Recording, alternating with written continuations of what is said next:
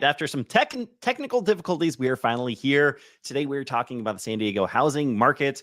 There's a lot of craziness going on. And we're talking about specifically why hasn't the housing market crashed? And with all these things happening, can we see prices coming down in the future, or even crashing in the near future? So that's exactly what we're going to talk about today, along with a couple of things that are coming soon to San Diego that you really have to know about if you live here currently or are planning to move here soon. So if you don't know me, my name is Dan Parker, your San Diego real estate resource with the Best Life Home Team. And as we get started, let us know where you are watching from, whether you're here in San Diego, in California, in the US, in Canada. We have people from all over the place. So we always like to know where you're coming in from. And today I'm joined by my good friend, Mr. Danny Drysdale with Intercap Lending. Danny, how are you doing today? I'm doing wonderful, my friend. I am doing great. Just getting through some technical difficulties, hoping we can stay on track and be ready to go. Fingers crossed that we got it figured out because this might be a little bit dicey. So we'll see what happens here. All right, great. So you actually had a really awesome event at your Intercap Lending the other day, and we were listening to some economists. We were listening about the U.S. economy and how that's affecting our local market here. Just insane amount of knowledge that was passed down at that. So great event that you guys put on, and I'm excited to kind of boil it down to what's happening here in San Diego for everybody that's watching.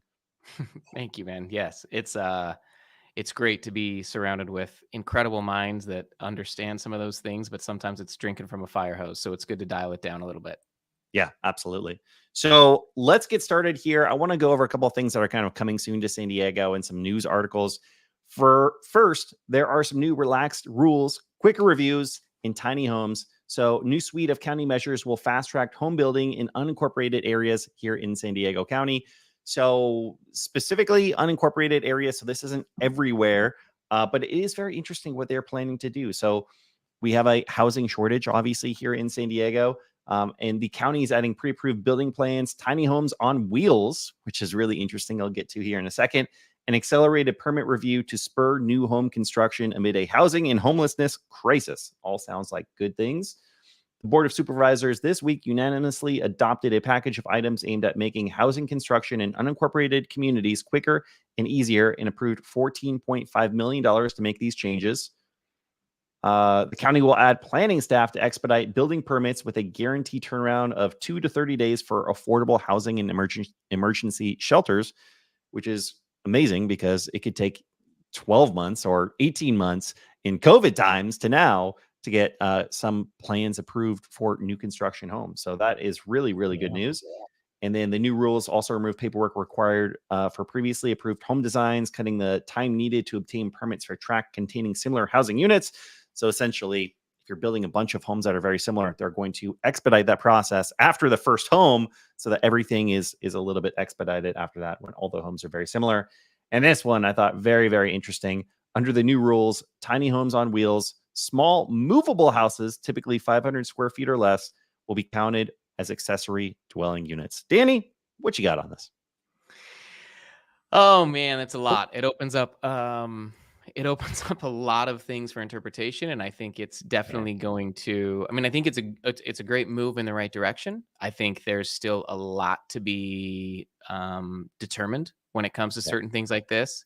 Sometimes when cities or municipalities make decisions like this, a lot of times, like from our side or our point of view, and it incorporates on your side too. Just because some of these things are available through the city doesn't necessarily mean they're available through regular lending channels, or that they're Sure. easy to be able to get financing for those to put on your home or certain things like that. You know what I mean? Yeah. Yeah, that's a good point. I mean, there's always so much more than what we're reading on these, right? Like there's so much baked into these and then so many other considerations as well. So I think I'm all for more housing and making it easier to build new housing because that is absolutely what we need. For Um, sure. so we'll see. We'll kind of see Yep. what comes down the line from this one, I think. This is another one. I'm sure you heard about this, Danny. State Farm shuts down property insurance here in California. This is big news. As we've seen over and over again, it's been very difficult, Danny, for our clients to get insured for a home here in California, especially if it's in a high fire hazard zone. And really, what we found, at least what I found, is it's mostly like if they're going to their insurance provider and they only have their own signature package. Insurance brokers tend to have more flexibility, but time and time again, I've had clients, especially over the last year to 2 years, that are moving to San Diego and saying, "Oh, our insurance provider can't insure us out here in California." And I know you've seen the same thing, right? Oh, absolutely. Yeah, we see it all the time. And it's challenging. That they were just pulling out of California. We actually had a couple of clients that were affected right before closing. We had policies set up. We were Oh going to move in that no. direction, and they had to scramble at the last minute to try to figure out new insurance. Um, and so those things are always challenging. We're we're going to see more challenges with insurance Yeah, in the it's coming not months going and away. years as well, I think. Yeah, Yep. there I need to have my brother-in-law's an insurance agent. I need to have him on and talk about That's some of this right. stuff because it's there's a lot going on behind the scenes that we don't see. We just know, hey, how much is it going to cost to get insured for this policy? And what we don't see behind the scenes is, all right, well, instead of having 100 different options, they're down to two, or Right. they're going to have to go third party or something crazy to actually get people insured for homes. I mean, for all sorts of things, but definitely for homes here in California. So it's getting harder, not easier. And as far as this article, they're saying, uh, let's see, skyrocketing construction costs and inflation, growing catastrophic exposure, and a challenging regulatory and reinsurance market is why they're pulling out. So essentially, it's just getting too dang expensive. And a great way to prevent any difficulty finding your client's insurance for real estate purchase is to partner with an independent agency. So, just like I was saying, going to a broker as opposed to State Farm or something like that could be a better option. Also, please note, if you currently have homeowners insurance here in California through State Farm, they're not going to cancel that immediately. They're not going to cancel everyone they're providing insurance for currently, but for new policy, they're not allowing any new policy to start up here in California. Yeah, you're probably going to experience, if you do have a policy with State Farm, once your policy does expire, they're either not going to extend it or have significant increases in those payments, in those policy amounts. So it'll be something that'll be ongoing and affecting people for the next few years for sure. Yeah. And just a quick check in, we have our good friend of the show, Joe Selke, tuning in from Wisconsin. What is going on, Joe? Thanks for What's going tuning on, in. It's always Joe? good to see you here. And we have Alex Wallace, who is tuning in from Connecticut. All right. So we're all over Nice. the place so far. I like it. Let's get back to the show. What do you say? The next thing I wanted to talk about, this is very, very interesting. As a state that is trying to go more and more pushing, solar energy on primary residences, on, going green. And now SDGE is proposing adding flat fee to utility bills that is going to have all sorts of crazy effects. Have you heard about this, Danny? I've not heard about this yet. No. Okay. So Assembly Bill 205 requires the California Public Utilities Commission to create an income-based fee for the state's utility customers. And so essentially think of it this way. What they're saying is, well, they're not explicitly saying this, but they're basically saying that if you want to get or when people pay for electricity costs, you're not just paying for the actual energy. The energy is only half the cost. The other half of the cost of the kilowatt hour that you're paying is going towards maintaining the grid. And as more and more people pull off the grid and are, sourcing their own energy from solar panels on their house, then it's making people that don't have solar panels, it's making their costs get higher and higher and higher. So essentially, what they're trying to do is they're going to put a flat fee that's going to cover the cost of maintaining the grid, and then you're going to pay per kilowatt hour for energy use. But this is where it gets a little bit dicey. This is going to be an income based flat fee, and you can see here it's going to be based off of household income. So household income for a family of four. What they're proposing is if your family makes less than $28,000, your monthly fee will be $24. I'm not sure who makes that in California. If your house for that full household. If the household makes between 28,000 and 69,000, the fixed monthly fee will be $34. Between 69,000 up to 180, fixed monthly fee of $73. And if you make your household makes over $180,000, you're going to get a flat fee of $128,000. That's whether you have solar and you're providing your own energy or not. I mean, this is absolutely crazy. Wow. So, yeah, I don't know. What do you think? It'll be interesting to see. I mean, I think everyone going to solar, I think it's only going to push more people to go to solar.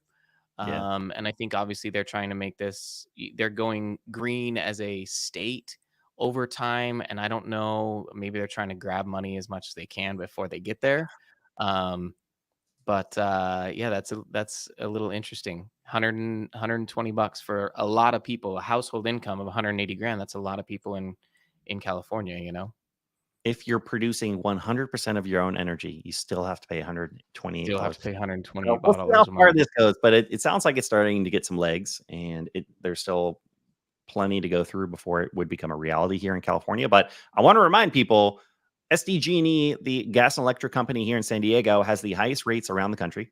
And so we're looking at this as, hey, this is going to make things more expensive. What they're trying to say is, oh no, the reason things are so expensive is because so many people are pulling off the grid because we are in the sunshine state. People are getting solar panels and they're pulling themselves off the grid, making it more expensive for everyone. So we'll see what happens. This is definitely something that we're going to have to track. All right. Now we're going to get into what we actually said we were going to talk about today, which is what's going on with the housing market. And Danny, we've seen inflation is going down. We've seen that there was a resolution to the debt ceiling and all these things. I thought they were supposed to bring interest rates down. But all we've seen over the last couple of weeks is we've seen interest rates rising. They're just right up near 7% once again. So what the heck's going on, Danny?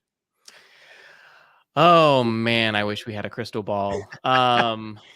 It's just such an interesting time. If you look back, and me and a lot of other professionals looked at the date of May 10th, which was a specific date that we were going to receive a report that was going to show a lot of things changed with inflation, and it was going to show housing costs coming down and different things.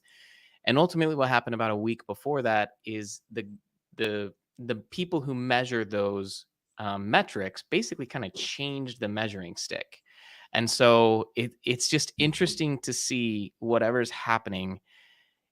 Inevitably, everything will show and everything will come out in the wash. It's just taking a little bit longer than we hoped or we expected.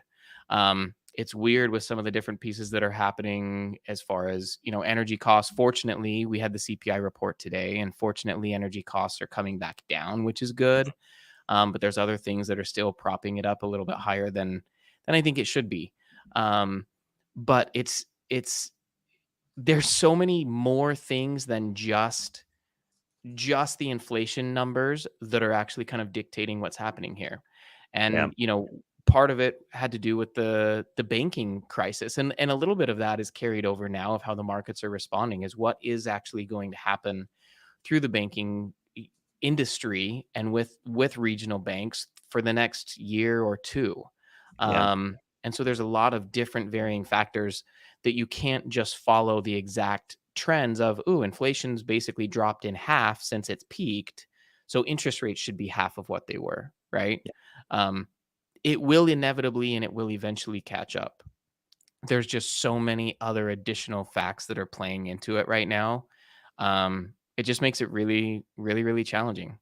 I've said this to a lot of people that I've talked to. I've been in this industry for a very long time. The market is functioning differently than I've ever seen it function before, really, than it ever has functioned before. It kind of feels like all the expert opinions and analysis of what's going to happen in the market through the end of the year just keep getting proven wrong too. It's one thing after another. So here's exactly what happened today. Consumer prices in May rose at slowest annual rate since April 2021. Specifically, Consumer Price Index, or CPI, revealed headline inflation rose only 0.1% over last month. Good news. I think we can all agree that's good news. and Great. 4% over the prior year in May. And although the 4% jump in headline inflation represents a continued slowdown, it's still significantly above the Federal Reserve's 2% target. So this is one thing that we keep coming back with is Jerome Powell keeps saying the magic number. Well, he doesn't say great 4%, but he says the magic number is 2%. That's what he's trying to get to. To what you were saying, going back to what happened with the banks failing, there's so many different factors involved with this. If they were to push through and continue raising rates until we got down to 2% inflation, a lot of things are going to break. So we know that's not going to happen. But Right. man, it's so wild what's happening with all this and how it boils down to affecting our local market here. Do you think, because I think we can both agree rates are going to come down. We all know rates are going to come down. The Yep. expectation, I believe that was out there was we're going to start to see mortgage rates coming down by the end of this year. Do you believe that's still going to happen, or do you think that it's kind of a little bit delayed? I do think we're going to start to see them come down towards the end of the year, Yeah. because there's just too many signs that are all continuing to add up at that point. Um, but I think it will probably happen slower than what we initially thought or anticipated at the beginning of the year. As we looked at things in January, February, we thought that we would be in a little bit of a different situation now. Everybody knows that it is just a matter of time before it actually happens. Yeah. Um, it's taking a little bit longer. To your point, what we were talking about at our event last week, one of the things that they had talked about is we're right at the precipice of that number that is so difficult. And if you talk to a lot of economists, 5% inflation, which it's at 5% as far as the core inflation goes right now. It's right. It's Mhm. at 5.3%. Getting below 5% on that core inflation is really that it's a really sticky point. And that's why Jerome Powell and the Fed did what they did so aggressively last year with raising interest rates, because they know that they need to get below that number. Once you get below that number, then you can move in a good direction. But getting through and breaking through that floor is very, very difficult. And so that's kind of what everybody's going to be seeing over the next really 30, 60 days, over the next few months of this data that comes out, is what's really going to happen. Can we break below that 5%? And this is, I believe, what you're referring to. So this is a chart showing the change in consumer price index. What we were just talking about, 4%, that's overall consumer price index. But the blue line here is going to be excluding food and energy. So I believe, and you can correct me if I'm wrong here, Danny, but that's going to have a heavy weight on housing, which actually isn't the cost of homes for sale, but has more to do with rental prices going up.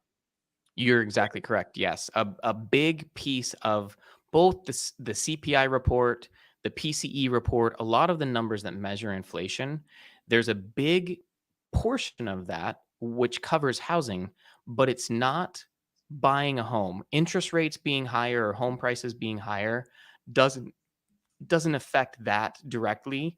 Yeah. What they're referring to is rents or owner's equivalents, OER, owner's equivalents of rents. And that's what they're referring to is whether you buy a home, whether you can buy a home or not, how much does it take for shelter? How Mhm. much does that cost look like? That's what they measure.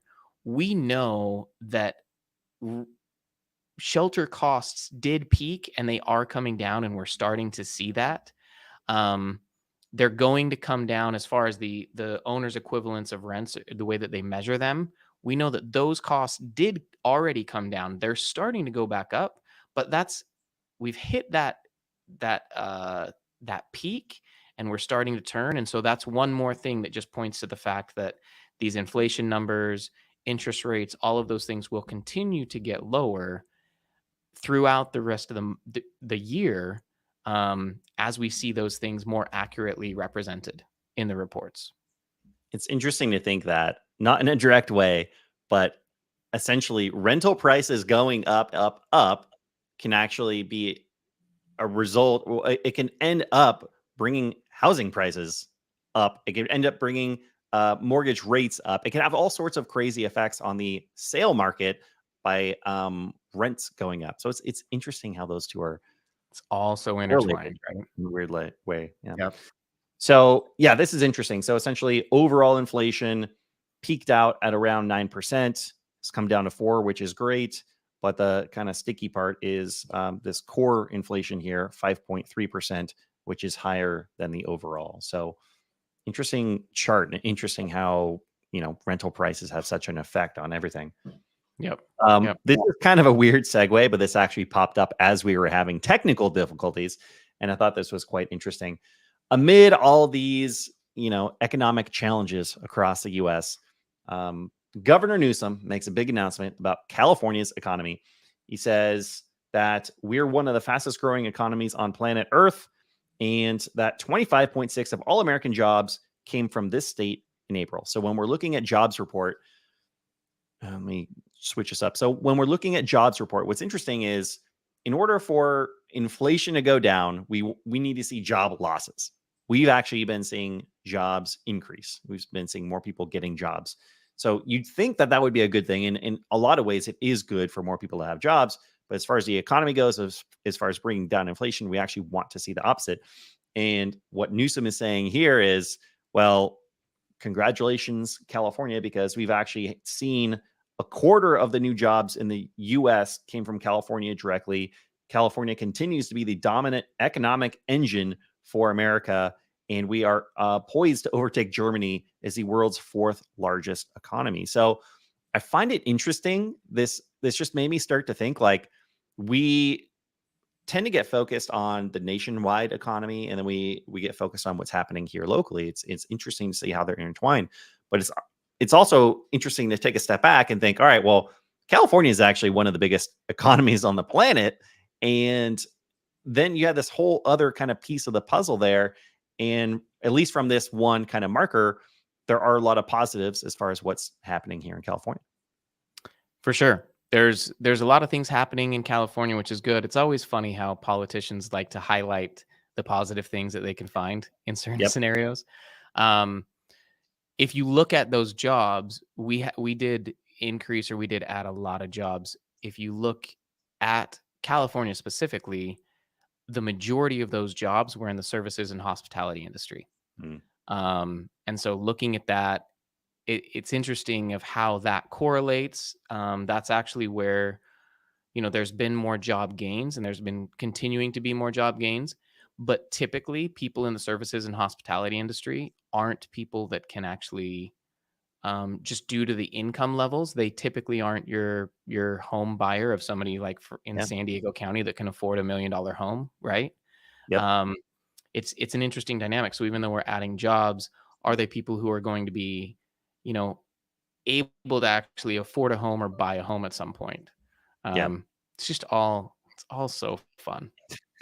That is a really good point. I mean, he is taking a positive that is actually a negative for inflation, and then it's an ultra negative for inflation because it's not the high paying jobs that we want to see. So yeah, there's a lot to unpack there for sure. And then the housing market is so detached from fundamentals that a leading research firm predicts the pause in home price declines is about to prove temporary. So back in early January, economists at Capital Economics put out a report arguing that U.S. housing market demand has finally bottomed following last year's mortgage rate induced pullback. The report argues that following the resilient 2023 spring housing market, home prices in the second half of the year will revert back into correction mode. So they basically said, hey, prices are going to continue coming down at the beginning of the year. They were wrong. Now they're saying, oh, well, it's still delayed, but we're going to start seeing housing prices coming down. I anticipate that we're going to see more headlines like this. A lot more people stating that the market's going to come down. And a lot of times it's from people that, they're not really invested in the real estate market. They're not in the day-to-day in the real estate market. And I mean, a lot of those people have been wrong over the last, 8 years, my friend. If you look back and see, I think the majority of those people have been saying the same thing since about 2013. And you can see, and what has happened with home prices since 2013, right? Yep. It's just an interesting thing, especially when the media gets a hold of different pieces and they forget one giant elephant in the room, which is we don't have enough inventory.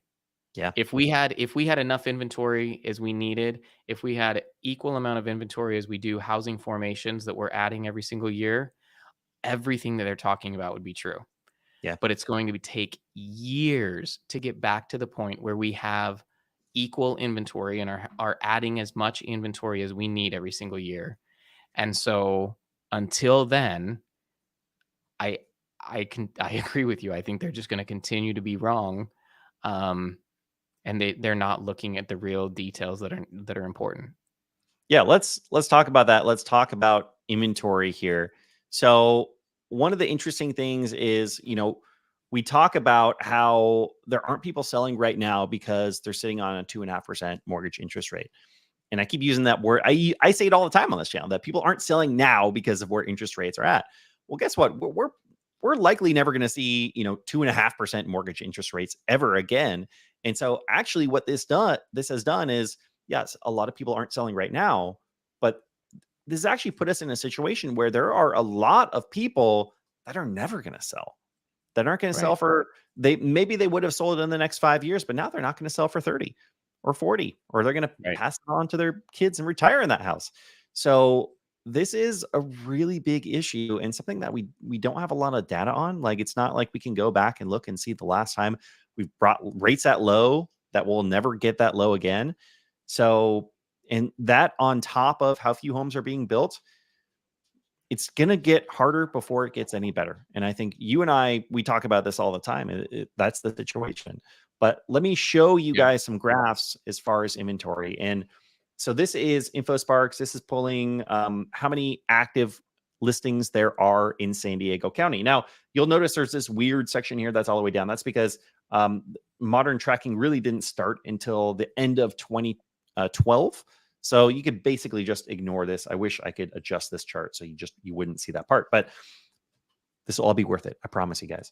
So this is showing active inventory that's showing, like, on average how many homes are for sale on average throughout that month, essentially.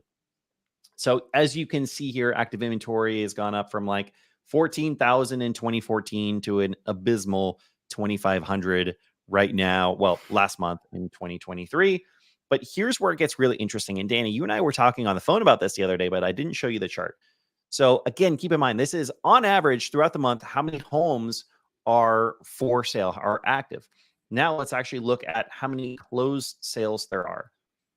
So the interesting part is, as active inventory has been steadily decreasing since 2013, essentially, when you take out the seasonality changes of going up and down, when you look at total closed sales, this is like it's on repeat every year.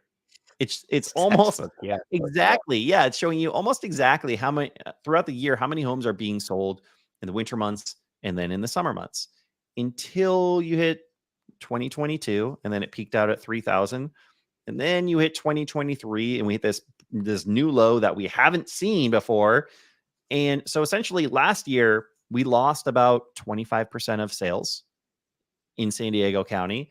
This year we're at about 50% decrease in total number of closings. This is a big deal. And I know we talk all the time about inventory, and it's interesting that you can break it down into these two sections of inventory is not only just how many homes are for sale today, but how many people are actually selling over the course of the month. And that to me is looking a little dire, Danny. Yeah, it's looking very dire. It's an interesting thing. I'm wondering where all of this will cross Yeah. as you look, because if you see where that dip happened, a lot of that was due to the unaffordability that happened in 2022 as rates increased, right?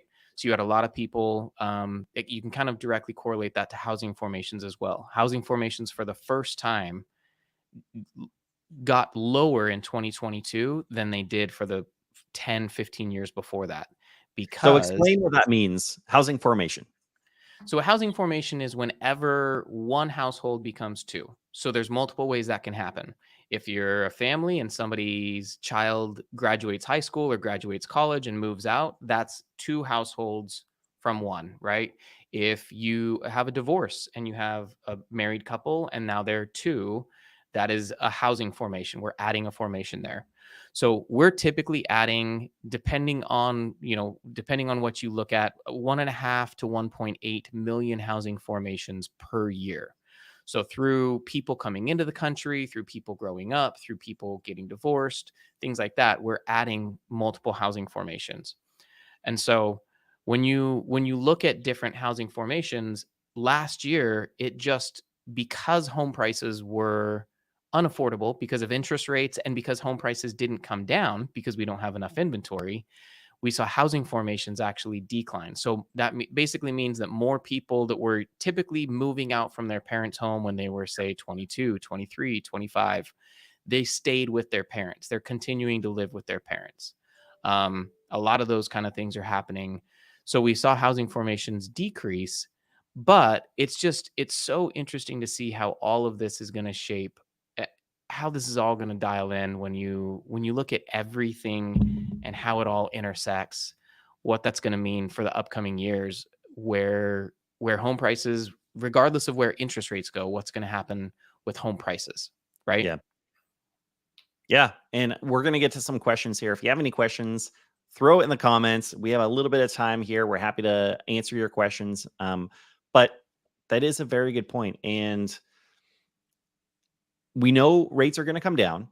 And a lot of people, I'm having a lot of conversations with people that are saying, Dan, we're going to wait until rates come down to buy a house. And I just want you to think about that, like fully process this. Of course, we want affordability, but so does everyone else.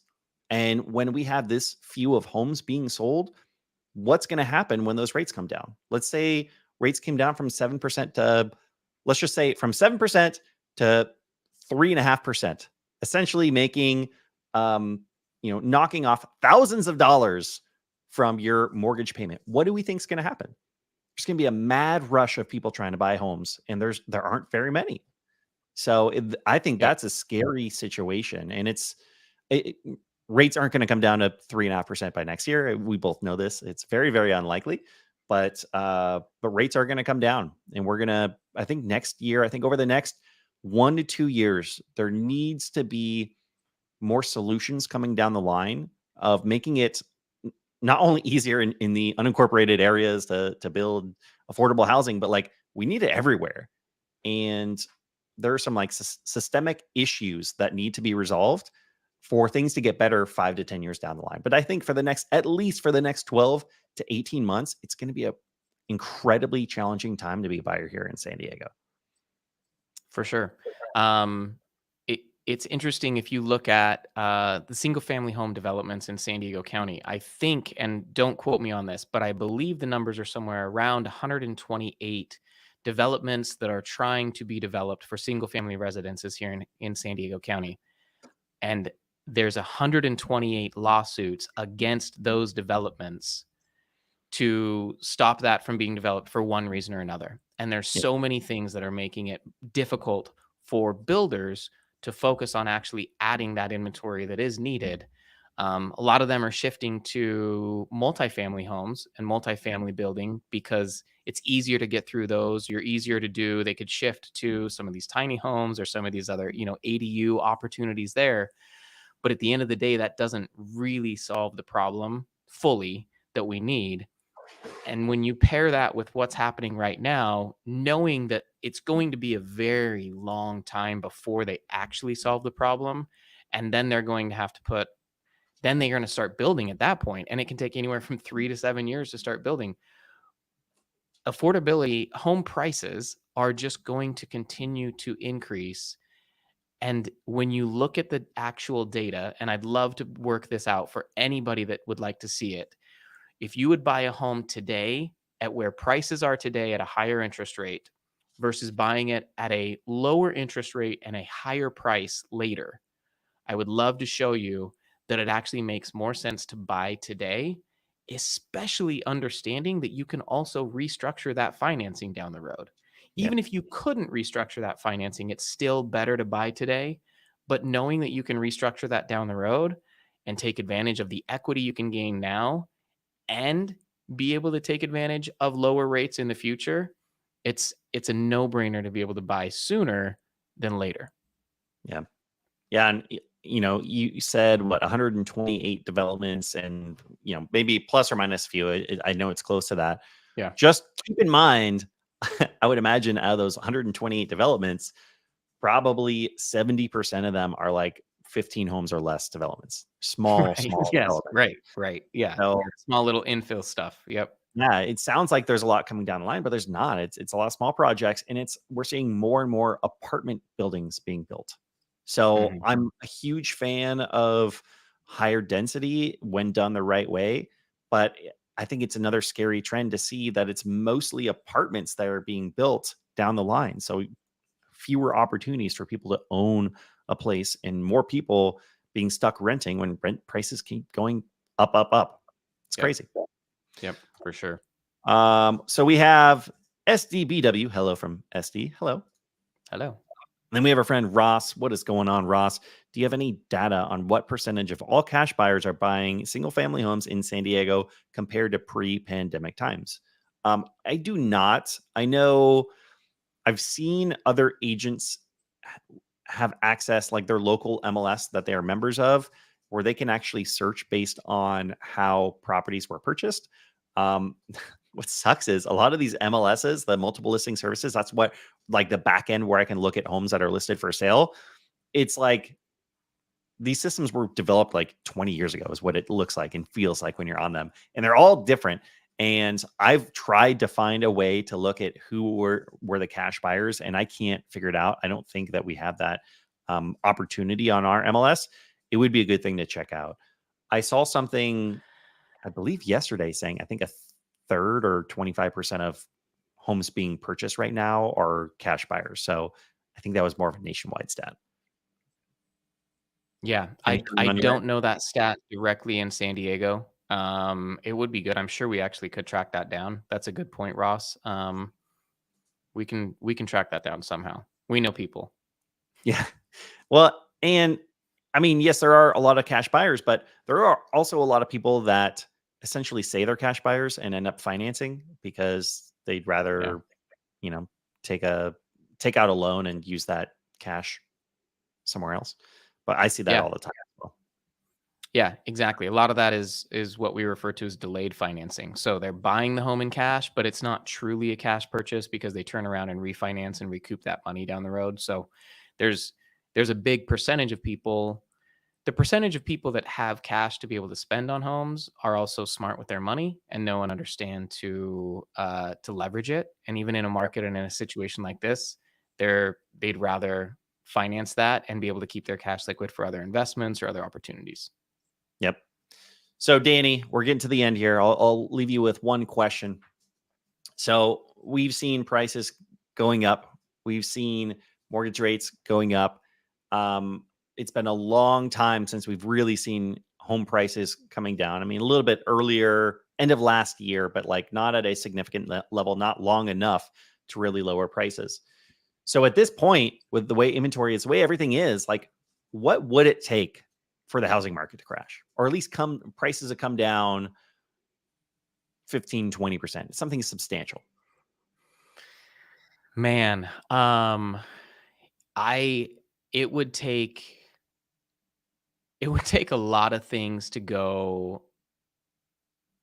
it would take a lot of things to happen that just aren't in the cards right now. I think this is the interesting thing of how you look at it. There's when you look at commercial space and what's happening in the commercial environment and Very how interesting that and scary. correlates. What's that? I said very interesting what's going on, and scary with that. Yeah. Yes, for sure. Very, very interesting, very scary. And what's going to happen with that and how that correlates. You may see a price drop because of everything that's happening. You may see a price drop of 15 or 20% from 15-year from now prices, and they drop 15% because of some of these things. But dropping 15% from 15 years from now or 10 years from now prices is still way more than what that home is today, right? Sure. And so as far as what do we see? I don't there would have to be some major catastrophic things. I don't I don't know of anything that would actually be able to bring prices down significantly in the near term. I will say I don't know if you feel the same way, but I feel like in the last couple of weeks, it's been really red hot for the last, I don't know, 2 months or so, 3 months. Mhm. And I think over the last 2 weeks or so, it feels like properties in the like over $1.2 million range. So median home here in San Diego, a detached home is around what, like $900,000 here in San Diego Yep. County. So go a little bit beyond that. And then from the $1.2 million range up seems to be softening a little bit right now. The homes are really hot, are so really hot and still selling really fast. But it's not irregular to see a property sitting on the market 2, 3, maybe even 4 weeks within that price range, which is, I think, what's supposed to happen for properties in that price range. But it'll be interesting to see if that continues to happen. And I think what we're seeing right now, and the reason why I don't anticipate any sort of crash anytime soon, is because with this low of inventory, it's almost like the people that are buying are the people that feel obligated, like they have to buy right now. That's how they feel. Either they're relocating here, or so they need to downsize, whatever it is. Like there is absolute need, a necessity for them to buy a house. And the amount of people that like are buying because they want to buy, or because they'd like a new property or something like that, that's going to go down. But because the amount of homes for sale is so low already, like there's not a real way out of this. We need to see more homes, resale homes for sale. Rates need to come down for that. But there's going to be so many more buyers that I just don't see prices coming down. I don't know. I don't know what the I don't solution is, either, my man. friend. Well, I was hoping I to don't end with either. something positive, but that's what we got for today. We really appreciate you guys tuning in and asking your questions. We're doing this about every 2 to 3 weeks, so we're always here. You always leave a comment later too if you want one of your comments or questions answered. Myself, I'll get Danny in on it as well. We'll collaborate on some answers and we'll help you guys out. Love What it. else you got, Danny? Is Dan, that it? that's All it right, on my Joel. side, man. I appreciate you always inviting me on here. It's Yeah. great to share information with your wonderful following, and it's great to spend time with you. Awesome, man. Appreciate you so much. We'll see you guys on the next one.